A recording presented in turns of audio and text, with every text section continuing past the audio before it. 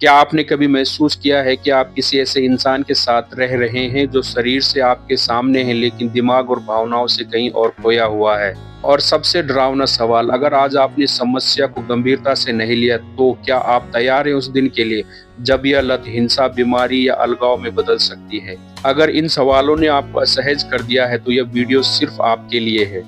आज हम इस वीडियो में बात करेंगे शराब की लत वास्तव में क्या होती है, यह लत कैसे पति पत्नी के रिश्ते को अंदर से खोखला कर देती है, शराब की लत के 3 सबसे बड़े कारण और सबसे जरूरी 5 ऐसे समाधान जो सिर्फ किताबों की बात नहीं बल्कि भारतीय परिवारों में लागू किए जा सकते हैं। यह वीडियो किसी को दोष देने के लिए नहीं है बल्कि समझने, संभालने और सुधारने के लिए है। If you want honest conversation and real solution for family relationship, subscribe and follow us. शराब की लत क्या है? अक्सर हमारे समाज में शराब को लेकर एक भ्रम है। लोग कहते हैं बस कभी कभी पीता है, काम के बाद थोड़ी सी शराब तो चलती है, सब पीते हैं, इसमें क्या बड़ी बात। लेकिन वर्ल्ड हेल्थ ऑर्गेनाइजेशन साफ कहता है शराब की लत एक मेडिकल कंडीशन है, कोई आदत या शौक नहीं। WHO की ग्लोबल अल्कोहल रिपोर्ट के अनुसार हर साल दुनिया में लगभग 26 लाख लोगों की मौत सीधे या परोक्ष रूप से शराब के कारण होती है। शराब का नुकसान सिर्फ शरीर तक सीमित नहीं रहता, यह मानसिक स्वास्थ्य, रिश्तों और सामाजिक जीवन को भी प्रभावित करता है। 20 से 39 साल की उम्र के युवाओं में होने वाली मौतों का एक बड़ा कारण शराब है। भारत जैसे देश में जहां परिवार एक मजबूत इकाई माना जाता है, वहाँ शराब की लत पूरे परिवार को एक साथ लेकर डूबती है। परिवार पर शराब की लत का असर, जब एक पार्टनर शराब की लत में होता है,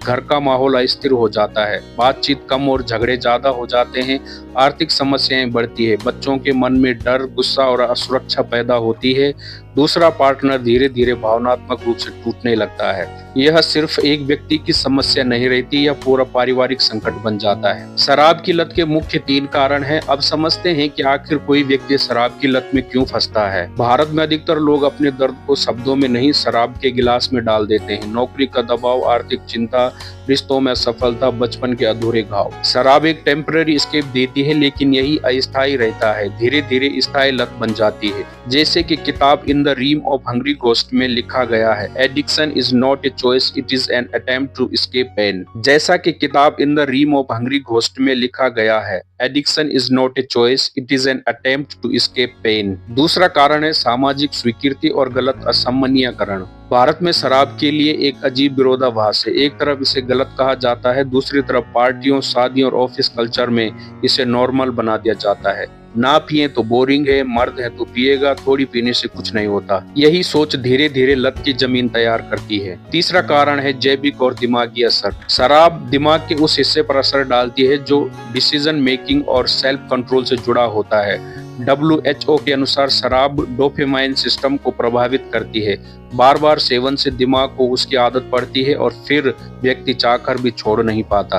इसलिए शराब की लत इच्छा शक्ति की कमी नहीं, एक चिकित्सीय समस्या है। आइए इसके 5 समाधानों की ओर बढ़ते हैं जो वास्तव में काम करते हैं। अब आते हैं सबसे जरूरी हिस्से पर, समाधान। क्योंकि समस्या को समझ लेना पहला कदम है, लेकिन समाधान की दिशा में बढ़ना ही असली बदलाव लाता है। पहला समाधान है समस्या को नाम देना, एक्सेप्टेंस। जब तक आप ये कहते रहेंगे वो बस ज्यादा पी लेते हैं, कभी कभी ही तो पीते हैं, काम का तनाव है इसलिए पीते हैं, तब तक समाधान की प्रक्रिया शुरू नहीं होगी।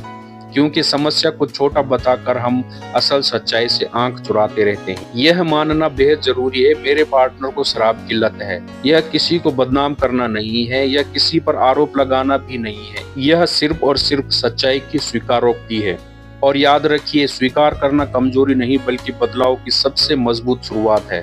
दूसरा समाधान है अकेले लड़ने की कोशिश ना करें। कई पार्टनर दिल में यह सोच लेते हैं मैं संभाल लूंगा, मैं संभाल लूंगी, थोड़ा प्यार, थोड़ा समझाना काफी होगा। लेकिन सच्चाई यह है, लत को अकेले नहीं हराया जा सकता। शराब की लत सिर्फ आदत नहीं होती, यह एक मानसिक और शारीरिक बीमारी होती है और बीमारी का इलाज अकेले दम पर नहीं किया जाता। डॉक्टर, काउंसलर, मानसिक स्वास्थ्य विशेषज्ञ, इनकी मदद लेना कमजोरी नहीं, डर नहीं, शर्म नहीं, बल्कि यह समझदारी, जिम्मेदारी और परिपक्वता का संकेत है। तीसरा समाधान है परिवार का सहयोग, ताने नहीं। अक्सर घर में यह शब्द सुनाई देते हैं, तुम बर्बाद हो चुके हो, तुमसे कुछ नहीं होगा, तुमने पूरे परिवार की जिंदगी खराब कर दी। लेकिन समझना जरूरी है, ये शब्द सलाह नहीं देते, ये प्रेरणा नहीं होते, ये जहर होते हैं।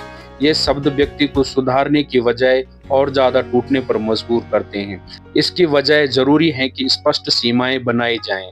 हिंसा, गाली या अपमान को बिल्कुल स्वीकार ना किया जाए, लेकिन इंसान को उसकी बीमारी से अलग करके देखा जाए। यानी बीमारी का विरोध करें लेकिन इंसान का नहीं।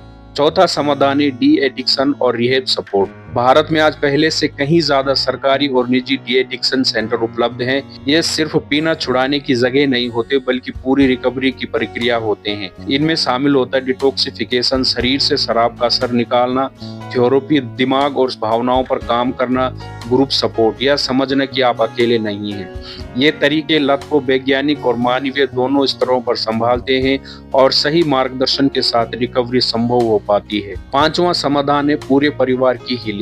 अक्सर पूरा ध्यान सिर्फ पीने वाले व्यक्ति पर चला जाता है, लेकिन सच्चाई यह है पूरा परिवार घायल होता है। पार्टनर डर में जीता है, बच्चे असुरक्षा महसूस करते हैं, घर का माहौल अस्थिर हो जाता है। इसलिए जरूरी है कि पार्टनर की काउंसलिंग, बच्चों से खुला और सुरक्षित संवाद, घर में एक स्थिर और भरोसेमंद वातावरण। हीलिंग किसी एक की नहीं होती, हीलिंग सामूहिक होती है। जब शराब घर में आती है तो सबसे पहले संवाद बाहर जाता है, फिर धीरे धीरे सम्मान जाता है, भरोसा टूटता है और अंत में रिश्ता। लेकिन अगर समय रहते सही दिशा मिल जाए, सही मदद ली जाए और सच्चाई को स्वीकार कर लिया जाए, तो वही रिश्ता फिर से जुड़ सकता है। यदि आपको ये वीडियो पसंद आए तो कृपया हमें सब्सक्राइब करें, फॉलो करें। यदि ये वीडियो आपको पसंद आए तो हमारे अनमोल परिवार को सब्सक्राइब करें और फेसबुक पर हमें फॉलो करें, शेयर करें, लाइक करें और कमेंट करें कि आपने इस वीडियो से क्या सीखा या हमसे कुछ कमी रह गई है तो आप उसे भी कमेंट में बता सकते हैं। और हमारी अगली वीडियो में हम एक और गहरी लेकिन अक्सर अनदेखी समस्या पर बात करेंगे, ईगो एंड प्राइड। कैसे अहंकार और घमंड छोटी छोटी बातों को रोज के झगड़ों में बदल देते हैं। अगर आपको लगता है कि हम झगड़ते बहुत हैं लेकिन वजह समझ नहीं आती, तो अगली वीडियो आपके लिए। धन्यवाद। जय परिवार, अनमोल परिवार।